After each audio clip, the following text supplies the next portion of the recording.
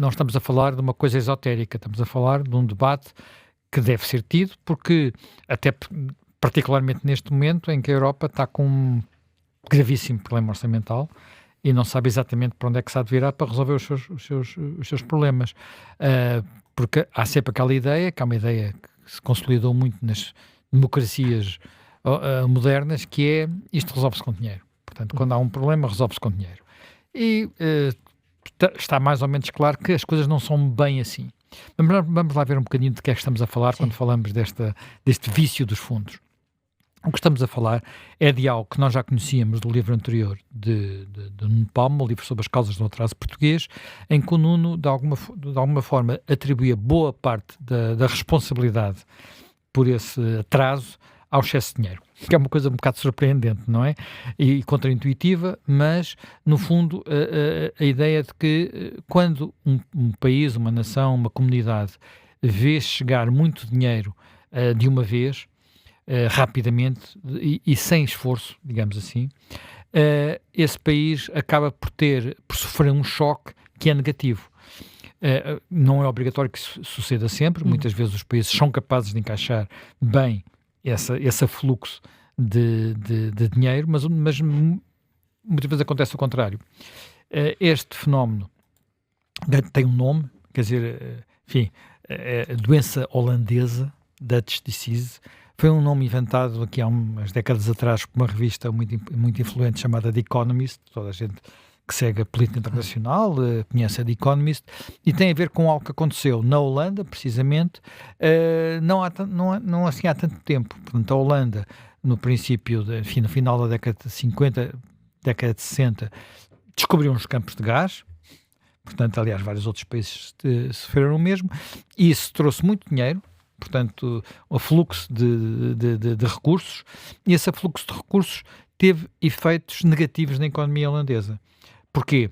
Porque a moeda valorizou, as exportações diminuíram, o consumo interno aumentou e, portanto, isso cria um desequilíbrio e uma espécie de mistura que fez com que o motor do crescimento endógeno, o crescimento gerado pela própria economia, gripasse de alguma forma. A Holanda, entretanto, deu a volta e resolveu esses problemas, mas a ideia de que um afluxo de dinheiro súbito e repentino pode provocar desequilíbrios que são negativos para a economia a médio e longo prazo ficou. E quando nós olhamos para a história, digamos, das economias, e é um tema que mobiliza, absorve, encanta, fascina economistas e historiadores a saber porque é que de repente há uns países que crescem e outros que não crescem, o que é que acontece. Eu quando era, enfim, lembro-me quando era miúdo, quando andava no liceu, há muitas décadas atrás, não sei se o Salazar ainda era vivo, se já estava o Marcelo Caetano, mas era um discurso muito frequente entre nós, entre os miúdos, que Portugal é um país pobre, não temos petróleo, não temos coisa, e depois quando apareceu o petróleo em Angola, dizemos, agora é que vai ser, pois enfim, não foi, como sabemos, não é?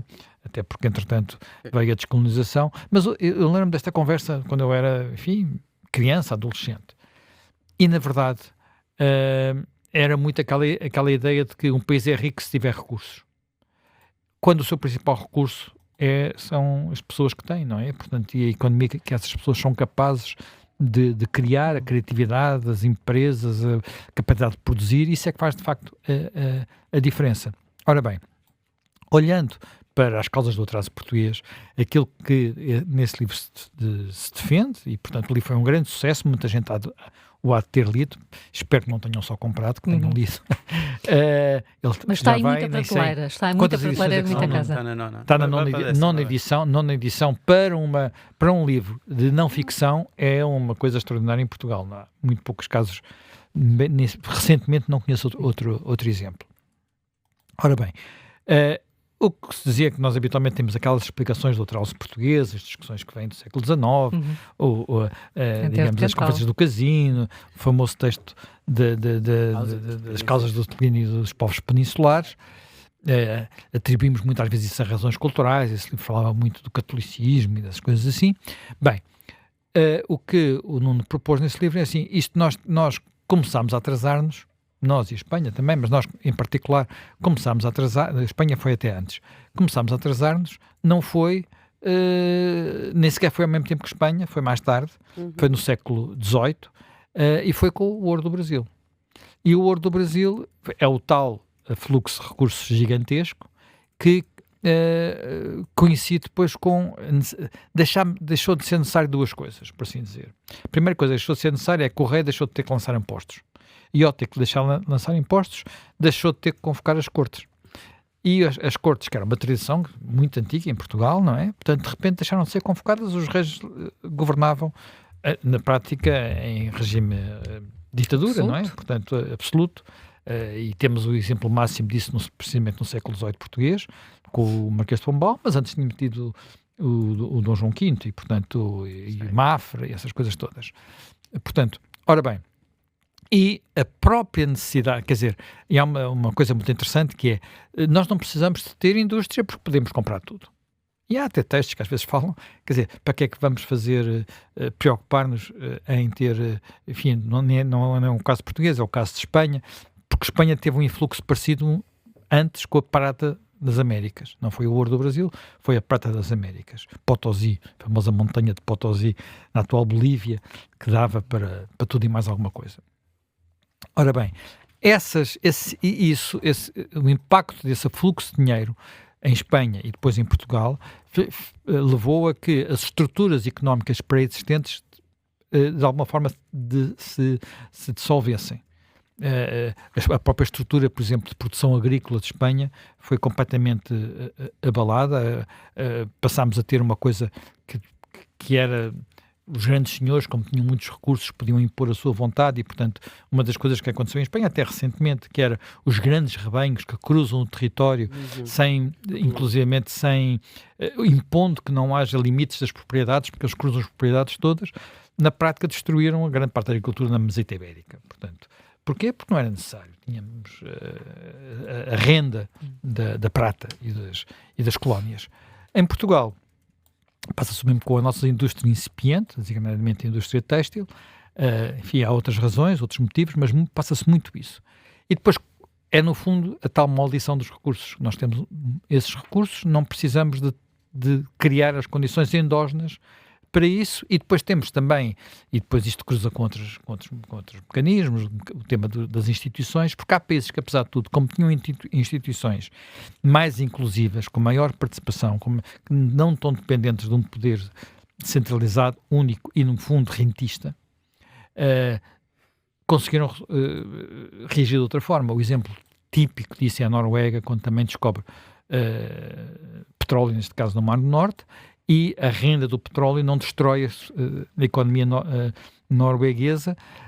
A renda do petróleo permite que a Noruega tenha uma vida confortável, mas sem gastar o recurso todo, criando um fundo soberano gigantesco que garante, de alguma forma, o futuro do país. E a Helena teve uma filha que viveu na Noruega e, portanto, não, mas a Noruega, mesmo vê-se, sim, claro que há ali coisas que não têm de concorrer com outros, mas, por exemplo, mas têm a cabecinha no sítio. Ontem ou anteontem, um ministro da Noruega veio chamar a atenção para que a Europa pode explorar recursos, nomeadamente no Ártico, se os ministros estiverem de acordo. Isto implica alterar a legislação, ou seja, mas que há recursos e que devem ser explorados, porque a Noruega tem uma parte do Ártico. Ou seja, enquanto os outros ficam a olhar e a achar que a Europa... terrorizados com essa ideia. Sim, que a Europa depois há de estar aqui sempre neste sobressalto, não é? E por causa da administração norte-americana, e por causa do Qatar e por causa de não sei o quê, eles olham e têm uma visão diferente. Sim, há coisas em que são pouco competitivos, mas pronto, isso é outro supermercado. Mas enfim. Horríveis. Bem, mas agora, pronto, mas há este padrão. E agora como é que isto se aplica, digamos, ao tema dos fundos europeus? O tema dos fundos europeus, o livro explica também isso bem, quer dizer, a Europa não nasceu com fundos de coesão e nem sequer nasceu com fundos regionais. Portanto, quando é o Tratado do Aço. O Tratado Inicial do Aço, e não só isso, havia a questão agrícola, essa é genética, digamos assim, nasce logo com a Europa, mas depois os outros fundos vão aparecendo em momentos diferentes, com a chegada, por exemplo, do Reino Unido, e depois mais tarde talvez de forma mais estruturada com o Tratado de Maastricht, mas o Fundo Social Europeu e o antigo FEDER, fundos que entretanto nós deixámos de ouvir falar, mas quem tem mais uns anitos recorda-se bem desses fundos, até em algum caso, no caso português, por exemplo, o Fundo Social Europeu, associado a alguns dos maiores escândalos de corrupção daquele primeiro período da integração europeia.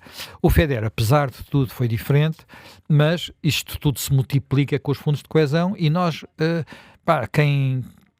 agora já se fala menos disso, mas durante décadas, cada vez que havia uma cimeira europeia, a única preocupação da imprensa, das televisões em Portugal era vai haver mais ou menos fundos. Quanto é que ganhámos? E os primeiros ministros aterravam ou levantavam voo a falar 1 milhão por dia, 2 milhões por dia, 3 milhões por hora. Quer dizer, já não sei de cor os valores, porque isto também depois variava. Passámos dos escudos e dos contos aos euros, portanto, a unidade de medida mudou, mas era muito disto, era esta a única preocupação. Olhando mesmo para a nossa história, nós percebemos que num primeiro momento, independentemente dos fundos, o choque europeu, o choque da integração em 86, portanto há 40 anos, é indiscutivelmente positivo, até porque num primeiro momento está associado a reformas indispensáveis. Repara, quando nós entramos na União Europeia, não era possível privatizar as empresas que estavam nacionalizadas. E a revisão constitucional, que vem logo pouco tempo depois, permite que isso aconteça e vamos ter um período, o grosso desse período é a década de 90, em que se privatiza a banca, os seguros, as telecomunicações, a energia, tudo isso era público, não é? Tudo isso era público e não se imaginam, sei lá, o tempo que nós precisamos de esperar para ter o telefone em casa, por exemplo. Ou mesmo às vezes para ter a ligação à rede de elétrica. Bem, o sistema fiscal é completamente modificado, é das primeiras reformas, não há memória disso, mas nós não tínhamos IVA, nós não tínhamos IRS, não tínhamos IRC. Eu lembro-me, quando era, mais uma vez recordando a minha infância, os meus pais, havia uma altura do ano em que estavam preocupados com uma coisa chamada imposto complementar. Sim. O que era o imposto complementar? As pessoas tinham o imposto profissional, que era descontado nos salários, não é? Já é tal como é hoje, e depois acertava-se contas se tivesse outros rendimentos, era o caso da minha família, além do ordenado do meu pai havia outros rendimentos, era preciso juntar tudo, fazer contas num imposto complementar. Tudo isso foi aglutinado no IRS, os impostos de transações no IVA, portanto, houve ali regras europeias e também algumas necessidades endógenas que levaram a reformas que em muitos aspectos indiscutivelmente tiveram produto na economia, porque tivemos uma economia que no início se transformou, naquele período que vai, nos primeiros 10 anos de integração se transforma claramente, e mesmo aquilo que na altura se dizia que eram coisas horríveis, visto à distância não foi nada horrível, não é? Quer dizer, toda a gente se recorda que o discurso dominante era destruímos a agricultura portuguesa. Bem, nós nunca tivemos tão boa agricultura como temos hoje. Quer dizer, a agricultura portuguesa hoje não tem comparação possível com a agricultura que existia antes da integração. Parte disso foi gerado pelos fundos europeus, parte não foi. É evidente que no meio houve gigantescos disparates, gigantescos. Precisamente pelo facto de muitas coisas serem determinadas não por aquilo que as pessoas necessitam ou pelo que o mercado procura, mas sim pela disponibilidade de fundos. Eu recordo-me de haver alturas em que de repente uma pessoa olhava para um campo agrícola e dizia, mas porquê é que de repente isto aqui tem girassóis? Ou porquê é que de repente isto aqui tem uma coisa qualquer esquisita? Porque houve um vizinho que descobriu que havia um subsídio para os girassóis, ou para o óleo de girassol, e de repente todos os vizinhos fizeram o mesmo para ir buscar o subsídio. E a famosa história dos jipes do Alentejo, porque os jipes podiam ser comprados com os fundos, porque eram uns veículos, não sei, enfim, muitas histórias dessas por todo lado. Bem, e isto em países que não têm nem a cultura, nem as instituições apropriadas, o que é que faz? Como nós temos uma conta, repara, e este aspecto é um dos aspectos mais interessantes do livro do Nuno, ele faz contas, e quando faz essas contas chega a uma conclusão, mais uma conclusão contra-intuitiva, é que para países como nós, no conjunto da Europa, mas sobretudo para países como o nosso, como a Grécia, como de alguma forma a Itália também, a própria Espanha, até a Irlanda, se bem que a Irlanda hoje em dia já não seja beneficiária dos fundos de coesão, estes fundos não são dois, são muitos planos Marshall. São muitos planos Marshall. E há uma diferença muito substancial entre o que são estes fundos e o que foi o Fundo Marshall. Enfim, o Fundo Marshall, como as pessoas recordarão, foi um fundo criado pelos Estados Unidos, chama-se Marshall porque era o nome, do seu proponente, e o Fundo Marshall foi um grande empréstimo dado à Europa no pós-guerra para estimular a reconstrução. Portugal também beneficiou. Foi uma coisa polémica e tal, há aquela ideia de que o Salazar não queria, mas Portugal também beneficiou. Também beneficiou dele. E esse Fundo Marshall tem algumas vezes muito substantivas relativamente aos atuais fundos. Primeiro, era limitado no tempo, 4 ou 5 anos só. Foi o tempo de aplicação. E depois tem que andar pelos seus pés. E, de facto, foi importante para a reconstrução europeia, mas quando ele acabou, e acabou em 52, portanto, repara, a guerra acabou em 45, o fundo é de 46, acaba em 52, ou 46 ou 47, agora não sou capaz de dizer exatamente, já a Europa estava de pé e conseguia andar pelos seus pés. Estes fundos europeus não têm limite no tempo.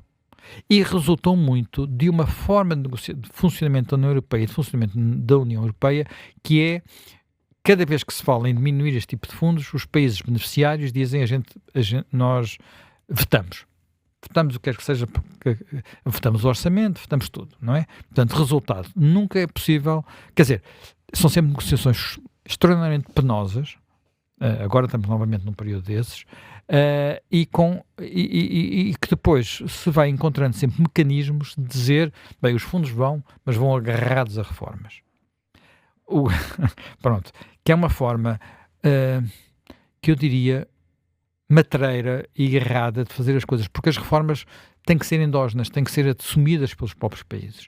E muitas vezes o que acontece neste momento na própria Constituição Europeia é que há reformas, ou em alguns casos são falsas reformas. O Nuno, por exemplo, dá um exemplo que é instalar contadores de eletricidade inteligentes é considerado uma reforma estrutural. E há milhares de exemplos destes. Portanto, porque depois tudo tem que ser metido no pacote para aquele encaixar e ao mesmo tempo satisfazer opiniões públicas, satisfazer, digamos, a burocracia de Bruxelas, aquilo tudo encaixar mais ou menos, sendo que quem está em Bruxelas depois muitas vezes não consegue ter noção exata. E não é, quer dizer, no limite não é suposto que tenha, porque não são eles que são eleitos para isso, do que é que realmente está acontecendo no terreno, de maneira que tudo se vai encaixando. E o resultado disto em muitos países é que o dinheiro que foi chegando, digamos, criou uma nova espécie de maldição dos recursos. Portanto, eu tenho dinheiro, a minha economia, e em Portugal é um excelente exemplo disso. Aquilo que se passou, sobretudo depois do euro, e portanto nos levou à crise de 2008. Nós hoje já temos menos noção disso porque, entretanto, passámos pela Troika. Era uma economia que se tinha, em que as empresas que trabalham para o mercado interno estavam florescentes, podiam pagar salários milionários, cresciam de uma forma completamente pomposa, muitas vezes. Estamos a falar, por exemplo, das PTs deste mundo, a EDP é um bocadinho diferente, mas das chamadas empresas que trabalhavam para o nosso mercado interno. E as empresas exportadoras, e que, abertas no mercado mundial, que tinham que concorrer mundialmente, estavam atrofiadas. Isso mudou. Teve que mudar. O desequilíbrio das contas externas, não é das contas públicas. Era o desequilíbrio gêmeo do desequilíbrio das contas públicas, também explodiu completamente naquele período. Criámos uma dívida externa brutal, e depois, quando apertaram, as pessoas adaptaram-se. Quando tivemos necessidade de apertar o cinto, num instantinho, eu não sei se o número exato é este, mas passámos de uma economia que era 30% exportadora para 50% exportadora. Agora estamos outra vez a entrar num período provavelmente complicado, não é? Porque habituámos-nos novamente às facilidades. E, curiosamente, isso associado a um novo período onde tudo em Portugal parece determinado pelo saber se vai chegar ou não o dinheiro do PRR, a bazuca, e a bazuca salva tudo, e se não houver bazuca não há investimento público. Mas que é isto? Porque o investimento público, quer dizer, nós nas nossas vidas sabemos que se quisermos investir numa casa, num carro, temos que ficar-nos, se calhar, nos jantares de fim de semana ou nas férias dos próximos 3 anos. Aqui não é preciso. Vem dinheiro de fora, a gente não tem que fazer nada, não temos que adaptar-nos em nada, não temos que fazer pela vida. E eu acho que esta tese, quer dizer, o Nuno depois a seguir diz, temos que acabar com isto. E que acabar com isto é mesmo acabar com isto. Não é apenas reformar, mudar a burocracia de Bruxelas. É mesmo ter um choque, de facto, um choque e acabar com isto. Porque isto não é só a nós que está a acontecer. Aconteceu na Grécia, acontece no sul de Itália. E quando olhamos para os números de longo prazo, a percentagem que estes países ou regiões representam para a média da riqueza, digamos, do nível de vida europeu, manteve-se. Quer dizer, pode ter uma flutuação ou outra, mas ao fim de certo tempo está outra vez no mesmo sítio, 70%, 71%, 75%. Há países que conseguiram dar a volta, reagiram de outra forma, a Polónia é um bom exemplo, e alguns os bálticos também deram, e outros países de leste, mas houve outros no leste que também não estão na mesma, a Bulgária não sai da cepa torta, não é? Portanto, e isto deve no mínimo abrir uma discussão. Se vamos, não creio que cheguemos ao fim com a capacidade de fazer esta revolução das instituições, mas pelo menos temos de o debater, e o livro no fim também dá algumas pistas sobre os caminhos que podem ser adotados.